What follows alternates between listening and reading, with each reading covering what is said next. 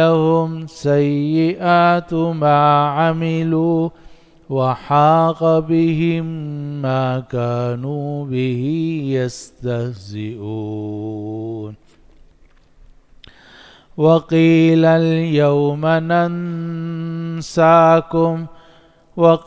اليوم ننساكم كما نسيتم لقاء يومكم هذا ومأواكم النار وما لكم من ناصرين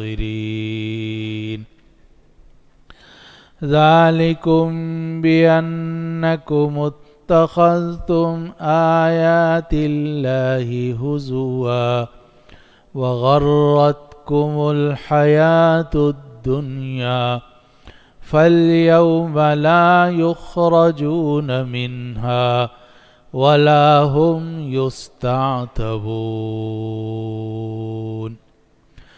فلله الحمد رب السماوات ورب الأرض فلله الحمد رب السماوات ورب الأرض رب العالمين وله الكبرياء في السماوات والأرض وهو العزيز الحكيم آمنت بالله صدق الله العظيم۔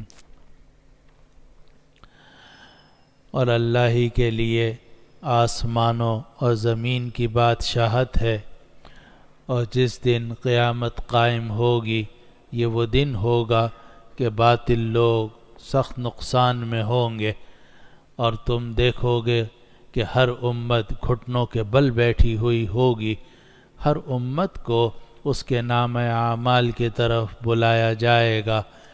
آج کے دن تمہیں بدلہ دیا جائے گا ان کاموں کا جو تم کرتے تھے۔ یہ ہماری کتاب ہے، یہ ہمارا دفتر ہے، یہ ہمارا نامہ اعمال ہے، ینطق علیکم بالحق، جو حق کے ساتھ تمہارے خلاف گواہی دیتا ہے۔ بے شک ہم جو کچھ تم کر رہے تھے اس کو نقل کرتے رہے، بے شک ہم نقل کرتے رہے ان تمام کاموں کو جو تم کرتے تھے۔ تو جو لوگ ایمان لائے اور جنہوں نے نیک اعمال کیے ان کا پروردگار انہیں اپنی رحمت میں داخل کرے گا، اور یہ کھلی ہوئی کامیابی ہے۔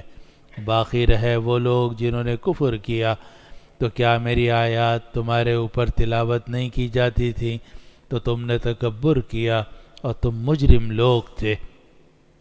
اور جب کہا جاتا ہے کہ اللہ کا وعدہ برحق ہے اور قیامت میں کوئی شک نہیں ہے، تو تم یہ کہتے تھے کہ ہمیں نہیں معلوم قیامت کیا ہے، ہمیں تھوڑا سا تو گمان ہوتا ہے لیکن ہمیں قیامت کا یقین نہیں ہے، ہم قیامت پر یقین رکھنے والے نہیں ہیں۔ اور جو کچھ انہوں نے کیا اس کی برائیاں ان کے سامنے ظاہر ہو گئیں، اور انہیں گھیر لیا اس عذاب نے جس کا وہ مذاق اڑاتے تھے۔ اور کہا جائے گا کہ آج کے دن ہم تمہیں بھول جائیں گے جیسے تم اس دن کے ملاقات کو بھول گئے تھے۔ اب تمہارا ٹھکانہ جہنم ہے اور تمہارے لیے کوئی مددگار نہیں ہے۔ یہ اس وجہ سے کہ تم نے اللہ کی آیات کو مذاق بنا لیا اور دنیا کی زندگی نے تمہیں دھوکہ دے دیا، تو آج کے دن اس جہنم سے انہیں نہیں نکالا جائے گا اور نہ ان سے توبہ قبول کی جائے گی۔ تمام تعریفیں اللہ ہی کے لیے ہیں جو آسمانوں کا پروردگار ہے، زمینوں کا پروردگار ہے اور تمام جہانوں کا پالنے والا ہے۔ اسی کے لیے بڑائی ہے آسمانوں میں اور زمین میں، اور وہ غالب ہے، حکمت والا ہے۔ یہ ہے ان آیات مبارکہ کا ترجمہ جو آج کی مجلس میں ابھی تلاوت کی گئی ہیں، اور یہ سورۃ الجاثیہ کی آخری آیات تھیں، آیت نمبر 27 سے لے کر آخری آیت 37 تک، اور اس پر آ کر سورۃ الجاثیہ مکمل ہو گئی الحمدللہ، اور پاروں کے اعتبار سے اسی کے اوپر 25واں پارہ مکمل ہوا ہے۔ جو آج آیات تلاوت کی گئی ہیں اس میں سب سے پہلی آیت نمبر 27 ہے، اس میں اللہ سبحانہ و تعالیٰ کا ارشاد ہے کہ وَلِلَّهِ مُلْكُ السَّمَاوَاتِ وَالْأَرْضِ، کہ آسمانوں اور زمین کی بادشاہت اللہ ہی کے لیے ہے۔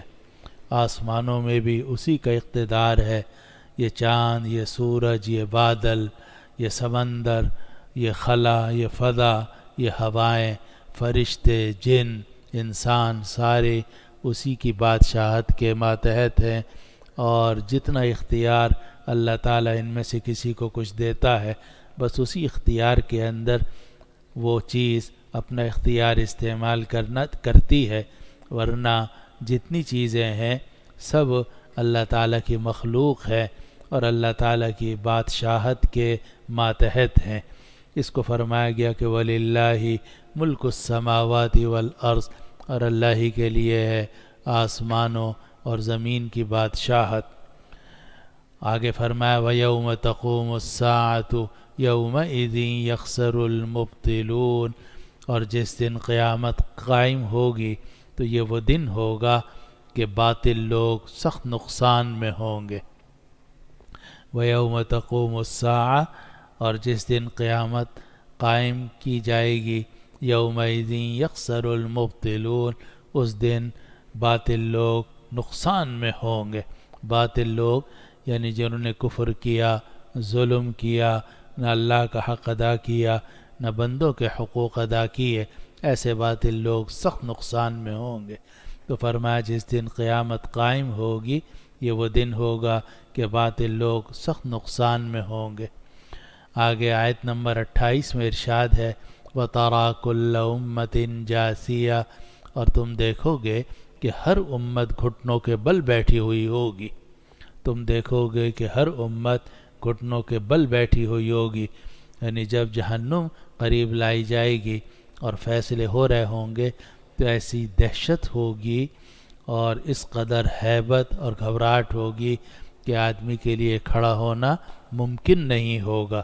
اس لیے لوگ بیٹھتے چلے جائیں گے اور گھٹنوں کے بل بیٹھ جائیں گے، جیسا کہ آدمی دہشت اور خوف کی حالت میں کھڑا نہیں رہ سکتا، جھک جاتا ہے، بیٹھ جاتا ہے۔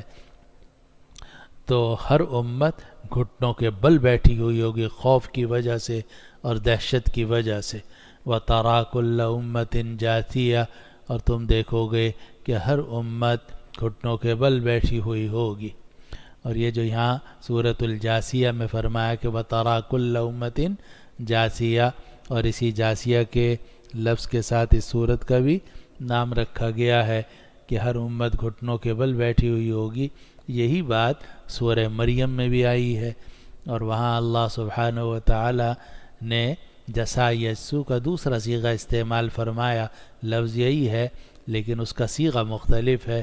تو فرمایا کہ فَوَرَبِّكَ لَنَحْشُرَنَّهُمْ وَالشَّيَاطِينَ ثُمَّ لَنُحْضِرَنَّهُمْ حَوْلَ جَهَنَّمَ جِثِيًّا، حول جہنم جثیّا، تیرے پروردگار کی قسم ہم سب کو جمع کریں گے، قیامت کے دن سب کو جمع کریں گے۔ والشیاطین، اور جتنے شیطان تھے بڑے بڑے چاہے جنوں والے شیطان ہو، تو بعض انسان بھی بڑے شیطان ہوتے ہیں، تو وہ شیطان انسانوں والے وہ بھی سب جمع کریں گے۔ ہم سب تیرے پروردگار کی قسم ہم ان سب کو جمع کریں گے اور شیاطین کو جمع کریں گے۔ ثم لنحضرنہم حول جہنم جثیّا، پھر ہم ان کو حاضر کریں گے، ضرور بے ضرور ان کو حاضر کریں گے جہنم کے گرد، اس حالت میں کہ وہ گھٹنوں کے بل بیٹھے ہوئے ہوں گے۔ اس سے معلوم ہوتا ہے کہ شروع میں تو لوگ کھڑے ہوئے ہوں گے، بلکہ جو آیات پیچھے گزری ہیں دروس کے اندر اس میں بھی یہ بھی ہے کہ یکون الناس کالعہن المنفوش، لوگ کالفراش المبثوث، کہ لوگ آ رہے ہوں گے جا رہے ہوں گے اور عجیب سا خربطہ سا ہوگا، لیکن پھر جب جہنم قریب لائی جائے گی اور فیصلے کیے جا رہے ہوں گے اس وقت میں لوگوں کے لیے کھڑا ہونا مشکل ہوگا اور گھٹنوں کے بھل لوگ بیٹھ جائیں گے، جھک جائیں گے۔ تو وہاں فرمایا گیا ثم لنحضرنہم حول جہنم جثیا، اور یہاں فرمایا گیا وترى كل امة جاثیہ، تم دیکھو گے کہ ہر امت گھٹنوں کے بل بیٹھی ہوئی ہوگی۔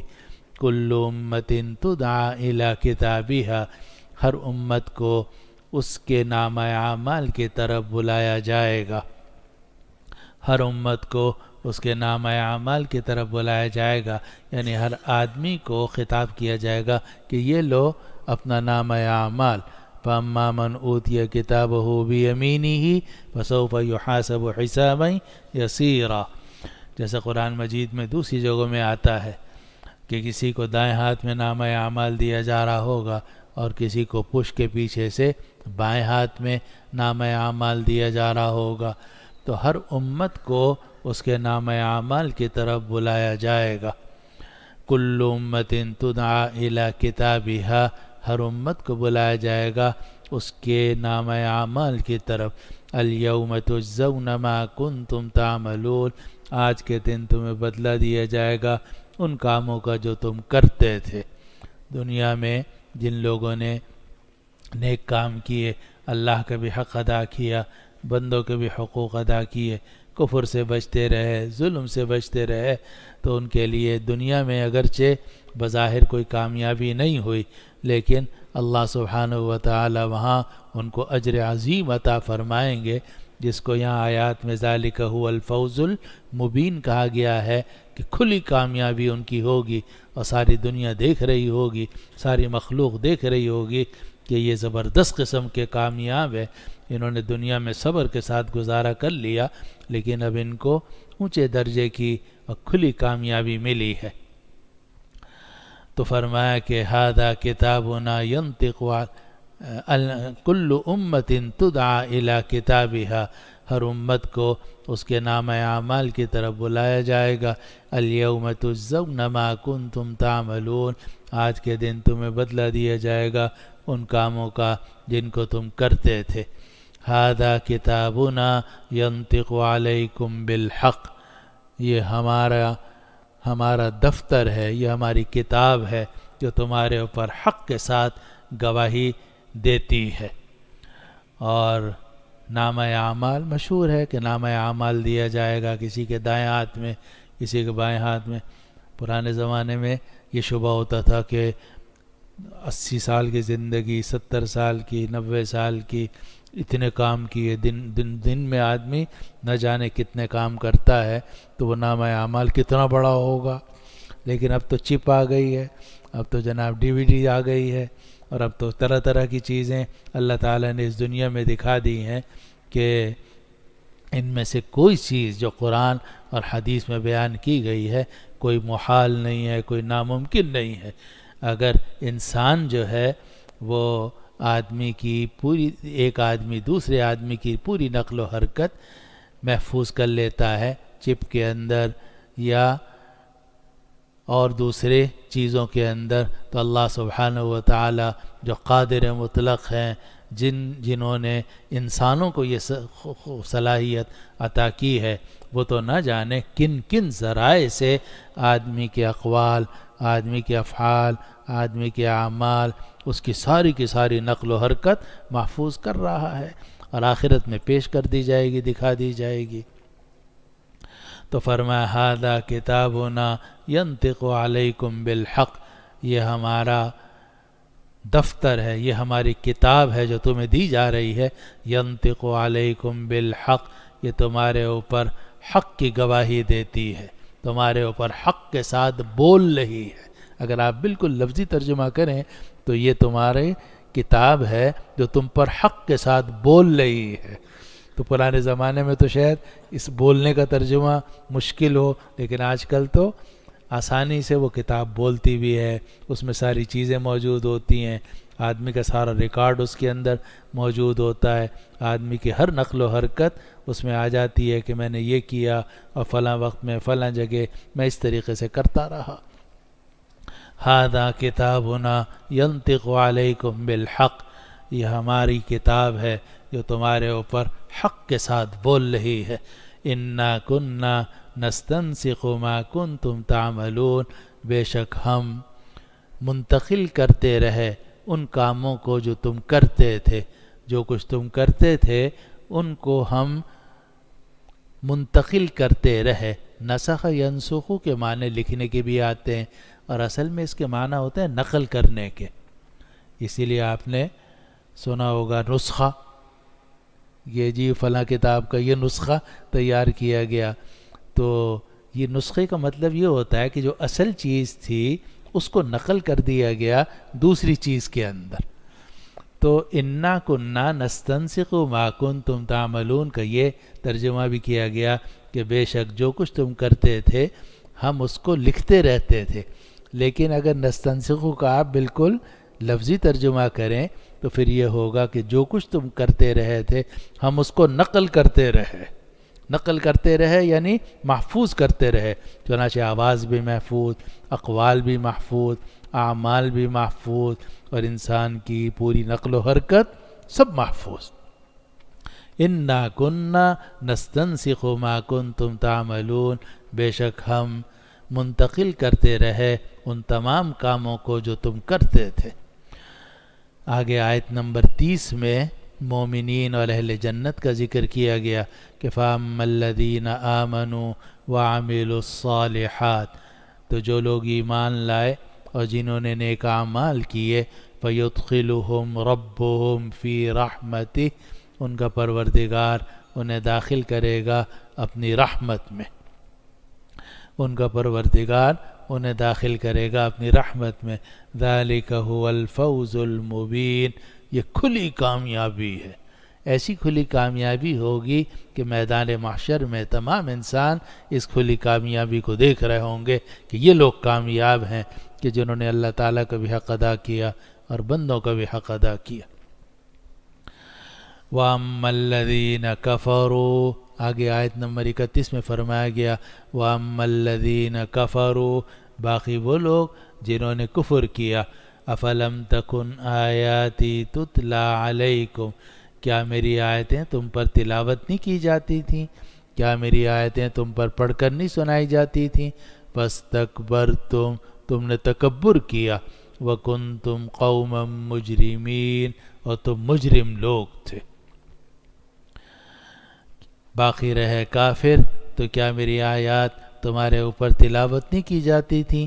فَاسْتَكْبَرْتُمْ وَكُنْتُمْ قَوْمًا مُجْرِمِينَ، تم نے تکبر کیا اور تم مجرم لوگ تھے. اور قرآن مجید سے یہ بات معلوم ہوتی ہے کہ 3 گناہ بڑے سخت ہیں. ایک کفر، دوسرا ظلم، اور تیسرا تکبر. اور عام طور سے جو جہنم کے بارے میں آیات آتی ہیں عام طور سے اس میں کفر اور ظلم اور تکبر، یہ 3 اتنے بڑے گناہ ہیں کہ جو آدمی کو سیدھے جہنم میں پہنچا دیتے ہیں. اور اسی لیے ایک حدیث میں آتا ہے کہ جس آدمی کے دل کے اندر رائی کے برابر بھی ایمان ہوگا تو وہ جنت میں ضرور جائے گا. لیکن ساتھ یہ بھی ہے کہ جس آدمی کے دل کے اندر رائی کے دانے کے برابر تکبر ہوگا وہ جنت میں نہیں جائے گا. تو تکبر جب تک آدمی کے دلوں سے نکال نہیں دیا جائے گا اور اللہ پناہ میں رکھے اس کی سزا نہیں مل جائے گی، اس وقت تک آدمی جنت میں داخل نہیں ہو سکے گا. اسی لیے کفر، ظلم اور تکبر، ان 3 چیزوں سے ہر حال میں بچنا ضروری ہے. تو یہاں اللہ تعالیٰ نے فرمایا کہ وَأَمَّا الَّذِينَ كَفَرُوا، کہ یہ جو کافر تھے، أَفَلَمْ تَكُنْ آيَاتِي تُتْلَى عَلَيْكُمْ، کیا میری آیتیں تم پر تلاوت نہیں کی جاتی تھیں؟ کیا میری آیتیں تم پر پڑھ کر نہیں سنائی جاتی تھیں؟ فَاسْتَكْبَرْتُمْ وَكُنْتُمْ قَوْمًا مُجْرِمِينَ، تو تم نے تکبر کیا اور تم مجرم لوگ تھے. آگے آیت نمبر 32 میں اللہ تعالیٰ کا ارشاد ہے کہ وَإِذَا قِيلَ إِنَّ وَعْدَ اللَّهِ حَقٌّ وَالسَّاعَةُ لَا رَيْبَ فِيهَا قُلْتُمْ مَا نَدْرِي مَا السَّاعَةُ إِن نَظُنُّ إِلَّا ظَنًّا وَمَا نَحْنُ بِمُسْتَيْقِنِينَ. اور جب کہا جاتا تھا کہ بے شک اللہ کا وعدہ برحق ہے اور قیامت میں کوئی شک نہیں ہے، تو تم کہتے تھے کہ ہمیں نہیں معلوم کہ قیامت کیا ہے۔ جب کہا جاتا تھا کہ اللہ کا وعدہ برحق ہے اور قیامت میں کوئی شک نہیں ہے، تو تم کہتے تھے کہ ہمیں نہیں معلوم قیامت کیا ہے۔ ان نظن الا ظنا، ہمیں تھوڑا سا تو گمان ہوتا ہے، تھوڑا سا تو خیال ہوتا ہے۔ وما نحن بمستیقنین، مگر ہم قیامت پر یقین رکھنے والے نہیں ہیں۔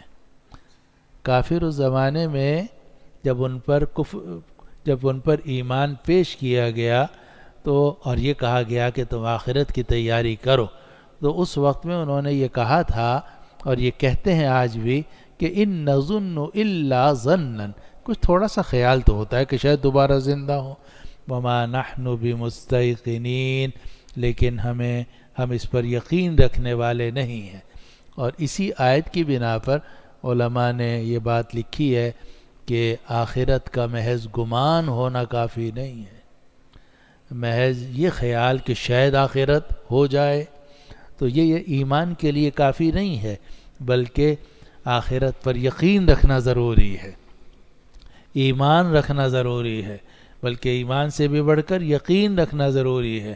اور اسی لیے سورۃ البقرہ میں قرآن مجید کے پہلے پارے کی شروع کی آیات میں وَبِالْآخِرَةِ هُمْ يُوقِنُونَ أُولَئِكَ عَلَى هُدًى مِّن رَّبِّهِمْ وَأُولَئِكَ هُمُ الْمُفْلِحُونَ، جنتیوں کی اور مومنین کی تعریف کی گئی کہ وہ آخرت پر یقین رکھتے ہیں۔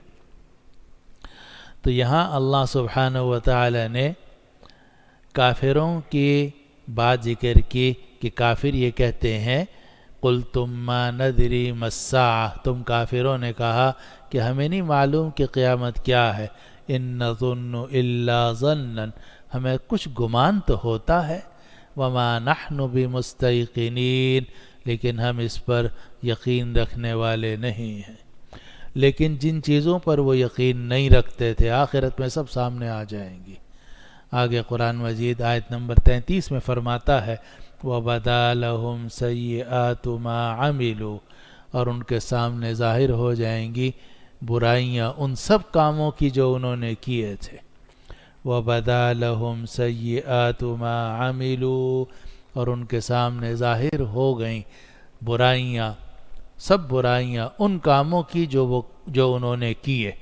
وَحَاقَ بِهِم مَّا كَانُوا بِهِ يَسْتَهْزِئُونَ، اور ان کو گھیر لیا اس عذاب نے جس کا وہ مذاق اڑاتے تھے۔ جو کفر انہوں نے دنیا میں کیا، جو تکبر انہوں نے دنیا میں کیا، جو ظلم انہوں نے دنیا میں کیا، اس کی برائیاں آخرت میں ان کے سامنے ظاہر ہو جائیں گی۔ کھلی آنکھوں دیکھیں گے کہ ہم نے کیا کیا اور اس کا یہ کیا نتیجہ ہے۔ اس کو قرآن فرماتا ہے وَبَدَا لَهُمْ سَيِّئَاتُ مَا عَمِلُوا، اور ان کے سامنے ظاہر ہو جائیں گی ان سب کاموں کی برائیاں جو انہوں نے کیے۔ وَحَاقَ بِهِم مَّا كَانُوا بِهِ يَسْتَهْزِئُونَ، اور ان کو گھیر لیا اس عذاب نے جس کا وہ مذاق اڑاتے تھے۔ آگے آیت نمبر 34 میں ارشاد باری ہے کہ وَقِيلَ الْيَوْمَ نَنْسَاكُمْ كَمَا نَسِيتُمْ لِقَاءَ يَوْمِكُمْ هَذَا، اور کہا جائے گا کہ آج کے دن ہم تمہیں بھول جائیں گے جیسے تم اس دن کی ملاقات کو بھول گئے تھے۔ کافروں سے کہا جائے گا کہ تم آخرت کو یاد نہیں رکھتے تھے، تمہارے ذہن میں کبھی یہ بات نہیں آتی تھی کہ ہمیں اللہ تعالیٰ کے پاس جانا ہے، اللہ تعالیٰ سے ملنا ہے، اللہ تعالیٰ سے ملاقات کرنی ہے۔ حالانکہ قرآن اور حدیث میں جگہ جگہ یہ بات آئی ہے کہ وقت آئے گا ہر آدمی کو اپنے پروردگار کے سامنے پیش ہونا ہوگا اور اللہ تعالیٰ اس سے براہ راست بات کریں گے۔ اور کافروں نے اس حقیقت کو یاد نہ رکھا، تو اللہ تعالیٰ کی طرف سے فرمایا جا رہا ہے کہ وَقِيلَ الْيَوْمَ نَنْسَاكُمْ، اور کہا جائے گا کہ آج کے دن ہم تمہیں بھول جائیں گے، كَمَا نَسِيتُمْ لِقَاءَ يَوْمِكُمْ هَذَا، جیسا کہ تم اس دن کی ملاقات کو بھول گئے تھے۔ جو اللہ کو بھول گیا اللہ اسے بھول گیا، اور جس نے اللہ کو یاد کیا اللہ اس کو یاد کرتا ہے۔ فاذکرونی اذکرکم، تم مجھے یاد کرو میں تمہیں یاد کروں گا، واشکروا لی ولا تکفرون، اور میرا شکر ادا کرو ناشکری مت کرو۔ تو جو آدمی اللہ تعالیٰ کو یاد کرتا ہے اللہ تعالیٰ اس کو یاد فرماتا ہے۔ بندہ تو آدمی کی طرف ایک بالش بڑھتا ہے، اللہ تعالیٰ ایک ہاتھ بڑھتا ہے۔ بندہ ایک ہاتھ بڑھتا ہے، اللہ تعالیٰ 2 ہاتھ بڑھتا ہے۔ بندہ آدمی کی طرف آہستہ آہستہ چل کے جاتا ہے، اللہ تعالیٰ دوڑ کے بندے کی طرف آتے ہیں، اٹھا لیتے ہیں اس کو۔ تو اللہ سبحانہ و تعالیٰ تو بہت رحمان ہے، رحیم ہے۔ بندہ اگر تھوڑا سا بھی اللہ تعالیٰ کی طرف بڑھتا ہے، اللہ تعالیٰ کی رحمت اس کی طرف اس سے کہیں زیادہ بڑھتی ہے جتنا کہ بندہ اللہ تعالیٰ کی طرف بڑھا۔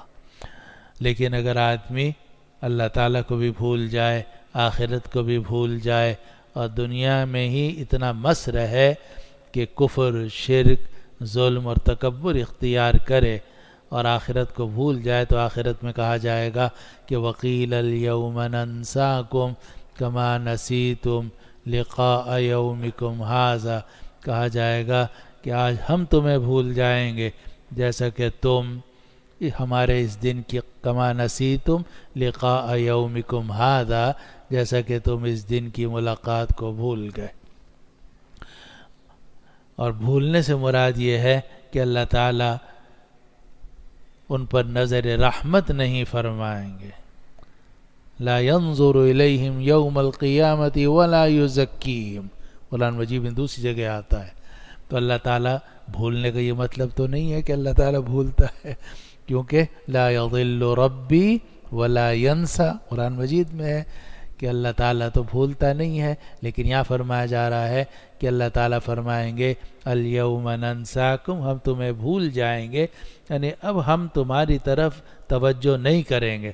دنیا میں ہم نے تمہاری طرف بہت رحمت کی توجہ کی، تمہیں پیدا کیا، تمہیں کھلایا پلایا، رزق دیا، اتنا بڑا کارخانہ تمہارے جسم کے اندر فٹ کر دیا، تم ہنستے رہے، بھاگتے رہے، چلتے رہے، پھرتے رہے، میری نعمتوں کو استعمال کرتے رہے، مگر مجھے کبھی نہیں یاد کیا تم نے، جس نے یہ سب کچھ فٹ کیا تھا اور جس نے پیدا کیا تھا۔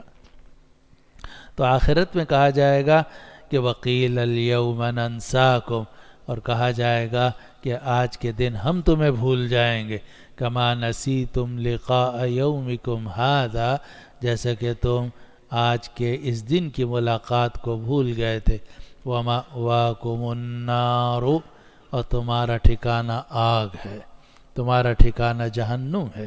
وَمَا لَكُم مِّن نَاصِرِينَ، اور تمہارے لیے مددگار نہیں ہے۔ دنیا میں تمہارے مددگار تھے مگر اب اس آخرت میں تمہارا کوئی مددگار نہیں ہوگا، جو مددگار تھے وہ خود عذاب میں پھنسے ہوئے ہوں گے۔ اور وہ دن تو ایسا ہوگا کہ آدمی اپنے باپ سے، اپنی ماں سے، اپنے بھائی سے، اپنی بیوی، اپنے شوہر سے بھاگے گا۔ تو فرمایا گیا کہ وَمَأْوَاكُمُ النَّارُ وَمَا لَكُم مِّن نَاصِرِينَ، اور تمہارا ٹھکانہ آگ ہے اور تمہارے لیے مددگار نہیں ہے۔ آگے آیت نمبر 35 میں ارشاد ہے کہ وجہ کیا ہوئی، تو اس کی وجہ ارشاد فرمائی جا رہی ہے کہ ذَلِكُمْ بِأَنَّكُمُ اتَّخَذْتُمْ آیات اللہ ہزوا، یہ اس وجہ سے کہ تم نے اللہ کی آیات کو مذاق بنا لیا، تم نے اللہ کی آیات کو مذاق بنا لیا۔ معلومہ قرآن مجید کو بہت سنجیدگی سے لینا چاہیے۔ قرآن مجید، احادیث، یہ بہت سنجیدگی کے طالب ہیں، اور یہ آدمی کی دنیا اور آخرت کو درست کرنے کے لیے ہیں، اور اس کو غفلت کے ساتھ یا مذاق کے ساتھ لینا نعوذ باللہ من ذالک، یہ سخت ناقدری ہے، ایسی ناقدری ہے جو انسان کو جہنم میں پہنچا سکتی ہے۔ تو فرمایا کہ ذالکم بأنکم اتخذتم آیات اللہ ہزوا، یہ اس وجہ سے کہ تم نے اللہ کی آیات کو مذاق بنا لیا۔ اور آپ جانتے ہیں کہ مذاق بھی آدمی کب کرتا ہے؟ جب اپنے آپ کو بڑا سمجھتا ہے اور دوسرے کو حقیر سمجھتا ہے، تو اس کی بنیاد بھی تکبر پر ہے. اسی لیے کافر قرآن کا مذاق اڑاتے تھے، اڑاتے ہیں. انبیاء کرام علیہ السلام، نبی آخر الزماں صلی اللہ علیہ وسلم کا مذاق اڑاتے تھے. اب بھی خاکے وغیرہ بناتے ہیں، مذاق اڑاتے ہیں. تو یہ علامت ہے تکبر کی. اسی تکبر کی وجہ سے اور کفر کی وجہ سے اور ظلم کی وجہ سے آدمی جہنم میں جاتا ہے. فرمایا ذالکم بانکم اتخذتم آیات اللہ ہزوا، اس وجہ سے کہ تم نے اللہ کی آیات کو مذاق بنا لیا. وغرتکم الحیات الدنیا، اور دنیا کی زندگی نے تمہیں دھوکے میں ڈال دیا. دنیا کی زندگی نے تمہیں دھوکے میں ڈال دیا. اسی لیے ہمارے اکابر فرماتے ہیں کہ دنیا کی زندگی سے لذت حاصل کرو اور نعمتوں کو استعمال کرو، لیکن دھوکے میں نہ پڑو. لا یغرنکم باللہ الغرور، جو بہت دھوکہ دینے والا شیطان ہے، تمہیں اللہ کے بارے میں دھوکہ نہ دے. آدمی ہنسے بولے، تجارت کرے، ملازمت کرے، شادی کرے، بچے ہوتے رہیں، طرح طرح کی نعمتیں ہیں وہ استعمال کرتا رہے، لیکن کسی قیمت پر بھی اللہ تعالیٰ کو بھولنا نہیں چاہیے اور دھوکے میں نہیں پڑنا چاہیے. اور یاد رکھنا چاہیے کہ اس دنیا میں ہمیں 50 سال، 60 سال، 70 سال ہی رہنا ہے، پھر ہمیں قبر میں جانا ہے. نہ ہم اپنی مرضی سے اس دنیا میں آئے، نہ اپنی مرضی سے یہاں رہ رہے ہیں، نہ اپنی مرضی سے جائیں گے. پروردگار نے ہمیں بھیجا ہے اور ایک عرصے تک ہم یہاں رہیں گے، پھر اللہ تعالیٰ کا جب حکم آئے گا ہم یہاں سے منتقل ہو جائیں گے، ہمارا انتقال ہو جائے گا، یعنی ہم عالم آخرت کی طرف منتقل ہو جائیں گے.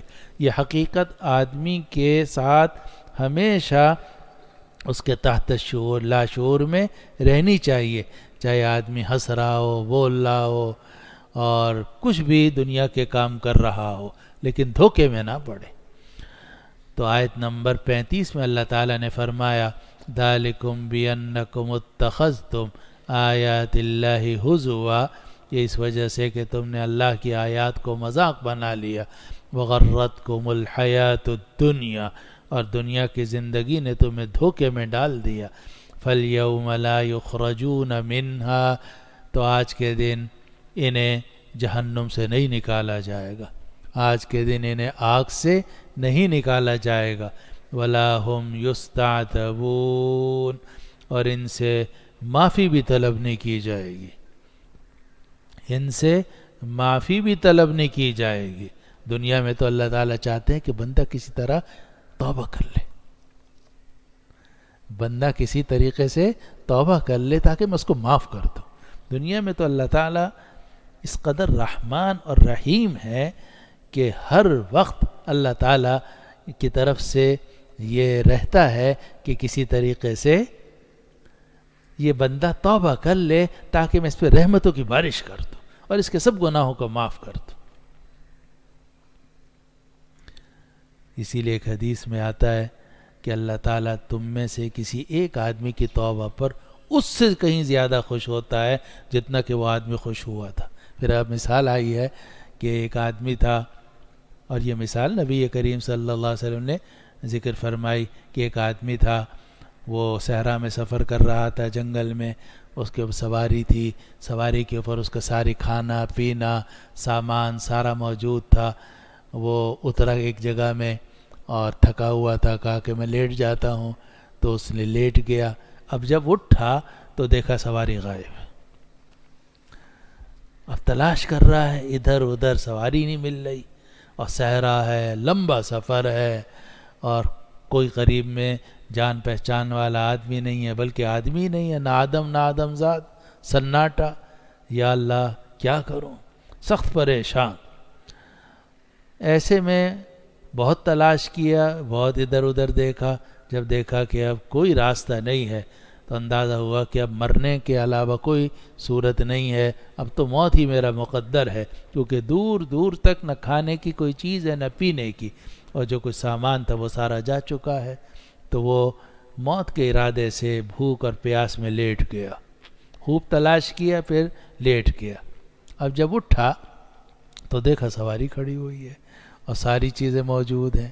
اتنا خوش ہوا، اتنا خوش ہوا، اتنا خوش ہوا کہ بے ساختہ وہ اللہ تعالیٰ کی تعریف کرنے لگا، اور تعریف میں اس کی زبان بھی لڑکھڑا گئی، اور یہ کہا کہ اے پروردگار تو میرا بندہ ہے، میں تیرا پروردگار. الٹا کہہ گیا. یعنی شدت فرح کے اندر، خوشی کی شدت کے اندر وہ اس کے منہ سے الفاظ بھی صحیح نہیں نکلے. نبی کریم صلی اللہ علیہ وسلم نے فرمایا جتنا اس آدمی کو توبہ کی جتنا اس آدمی کو اپنے سواری کے پانے کی خوشی ہوئی تھی، اس سے زیادہ اللہ تعالیٰ کو خوشی ہوتی ہے جب بندہ اللہ تعالیٰ کی طرف رجوع کرتا ہے. للہ افرح بتوبۃ احدکم، حدیث شروع یہاں سے ہوتی ہے. اللہ زیادہ خوش ہوتا ہے تم میں سے ایک کی توبہ کرنے سے اس آدمی کے مقابلے میں. پھر وہ قصہ ہے جو ابھی میں نے آپ کو سنا ہے. تو دنیا میں تو حال یہ ہے کہ اللہ سبحانہ و تعالی ہر وقت اس کے منتظر رہتے ہیں، اور وہ ان کی رحمت متلاشی رہتی ہے کہ یہ بندہ کسی طریقے سے توبہ کر لے تو میں اس کو بخش دوں، تاکہ اس کی دنیا بھی اچھی ہو جائے، اس کی آخرت بھی اچھی ہو جائے.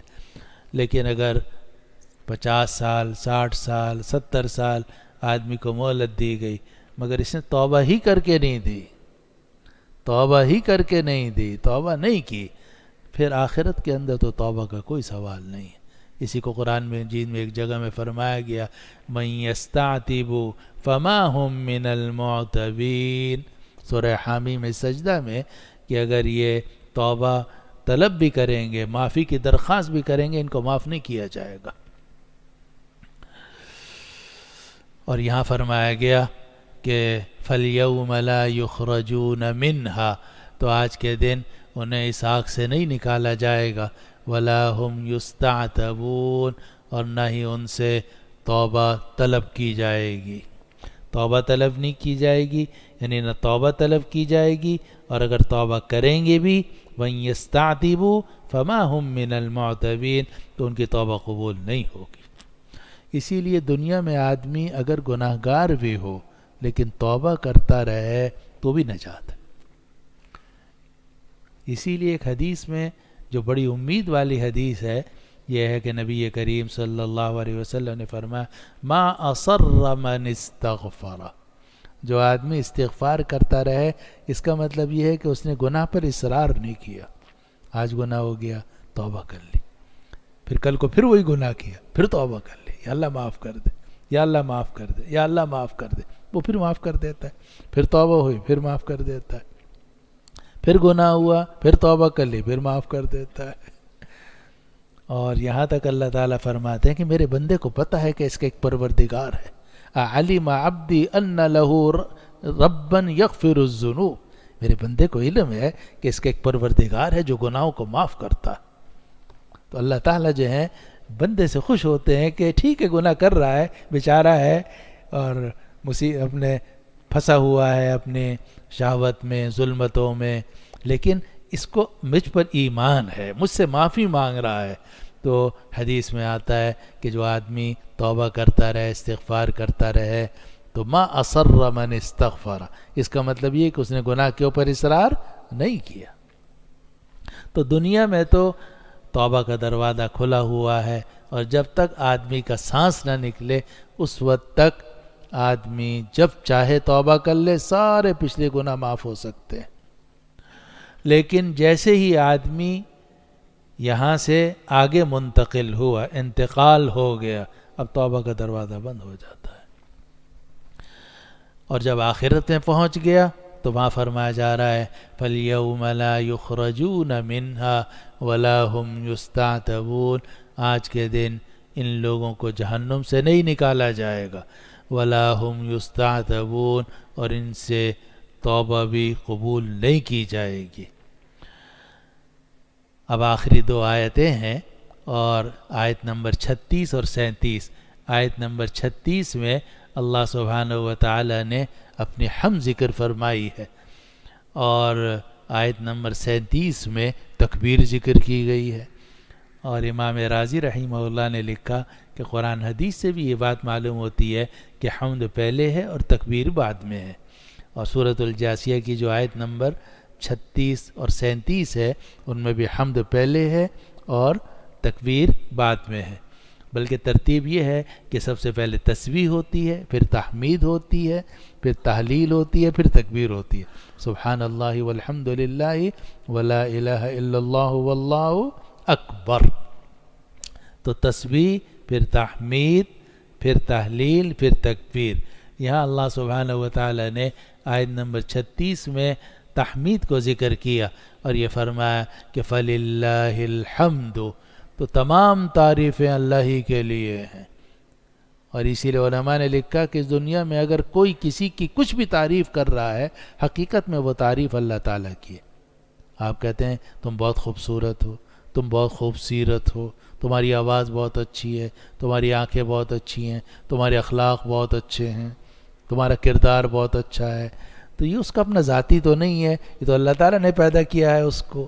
تو اس دنیا میں جس کی جو تعریف ہو رہی ہے، حقیقت میں وہ تعریف ہے اللہ سبحانہ و تعالیٰ کی۔ اس کو فرمایا جا رہا ہے فَلِلَّهِ الْحَمْدُ، تو تمام تعریفیں اللہ ہی کے لیے ہیں، رب السماوات و رب الارض، جو آسمانوں کا پروردگار ہے، زمین کا پروردگار ہے، ورب العالمین، اور تمام جہانوں کا پالنے والا ہے۔ آسمان میں جتنی چیزیں ہیں، خلا ہے، سیارے ہیں، ستارے ہیں، گردش کر رہے ہیں، بادل ہیں، ہوا ہے، فضا ہے، جو کچھ ہے، ملائکہ ہیں اور عرش ہے اور کرسی ہے، سب جو ہے وہ اللہ تعالیٰ ہی کی تعریف کی وجہ سے ہیں۔ فَلِلَّهِ الْحَمْدُ رَبِّ السَّمَاوَاتِ وَرَبِّ الْأَرْضِ، اللہ ہی کے لیے تمام تعریفیں ہیں، وہ پروردگار ہے آسمانوں کا بھی، پروردگار ہے زمین کا بھی، وَرَبِّ الْعَالَمِينَ، اور پروردگار ہے تمام جہانوں کا۔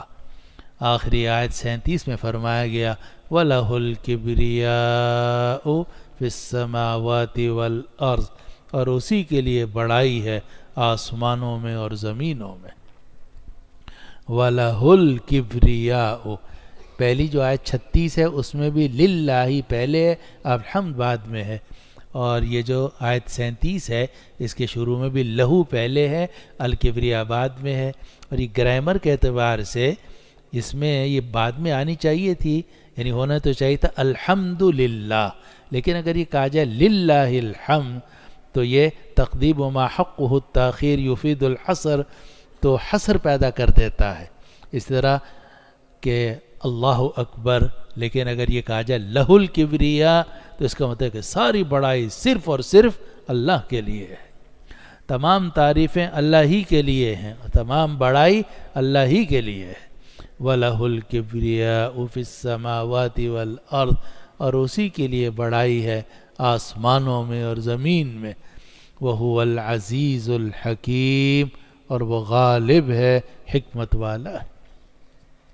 ترجمہ ایک مرتبہ پھر سن لیجئے، آخر میں ایک بات دوبارہ ایک عرض کرنی ہے۔ ارشاد ہے کہ اللہ ہی کے لیے آسمانوں اور زمینوں کی بادشاہت ہے، اور جس دن قیامت قائم ہوگی اس دن باطل لوگ نقصان میں ہوں گے، اور تم دیکھو گے کہ ہر امت گھٹنوں کے بل بیٹھی ہوئی ہوگی، ہر امت کو اس کے نام اعمال کی طرف بلایا جائے گا، آج کے دن تمہیں بدلہ دیا جائے گا ان کاموں کا جو تم کرتے تھے، یہ ہماری تحریر ہے، یہ ہماری کتاب ہے جو تمہارے اوپر حق کے ساتھ بول رہی ہے، بے شک ہم منتقل کرتے رہے ان سب کاموں کو جو تم کرتے تھے، تو جو لوگ ایمان لائے اور جنہوں نے نیک اعمال کیے ان کا پروردگار انہیں اپنی رحمت میں داخل کرے گا، اور یہ کھلی کامیابی ہے۔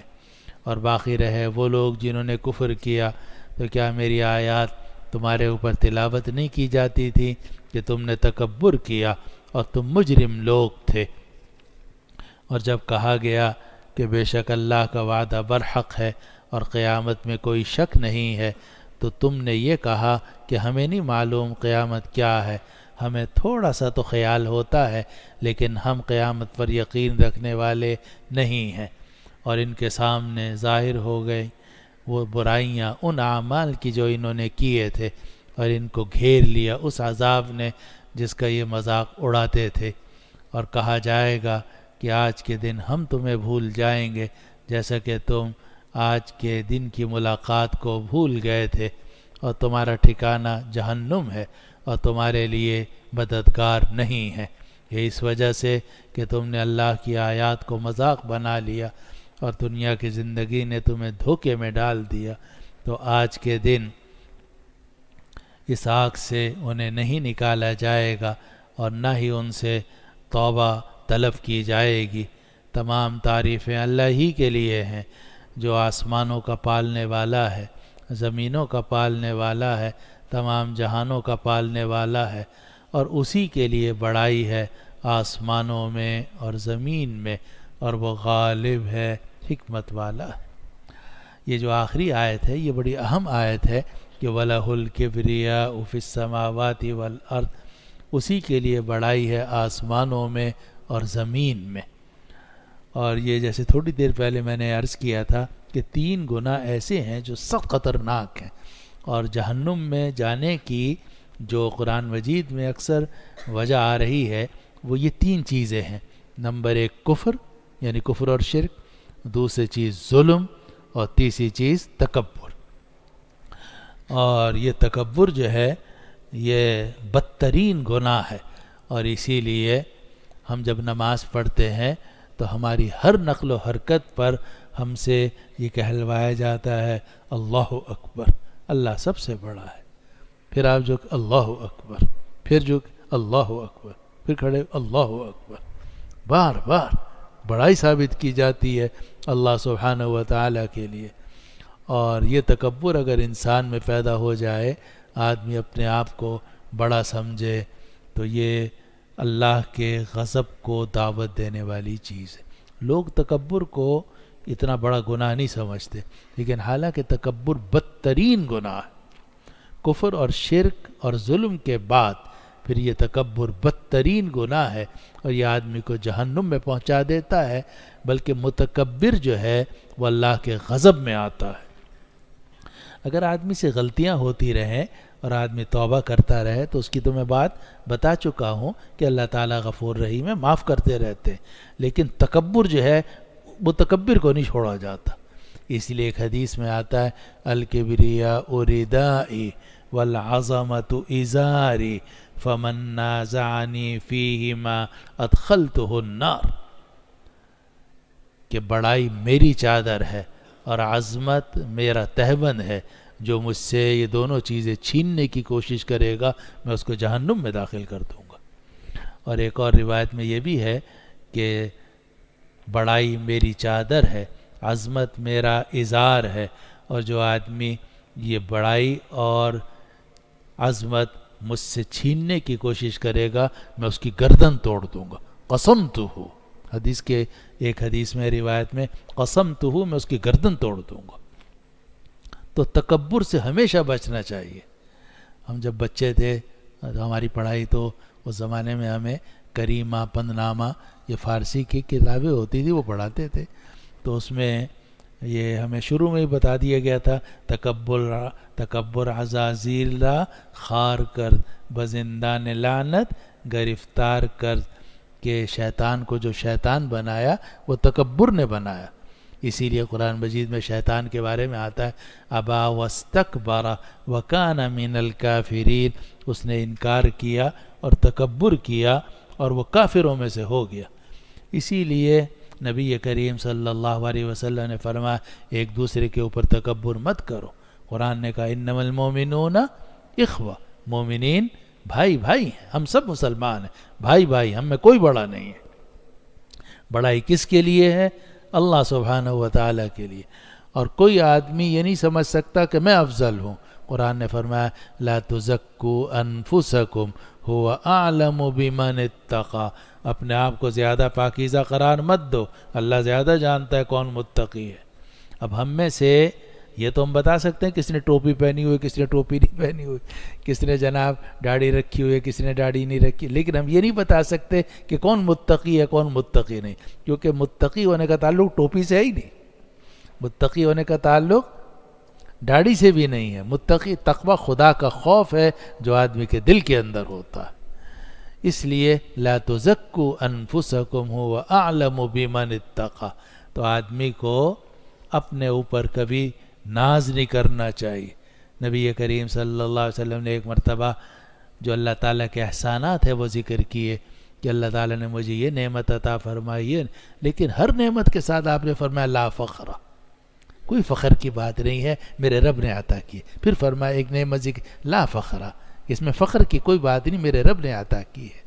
تو ہر نعمت پر آپ نے فرمایا لا فخر تاکہ تکبر نہ ہو.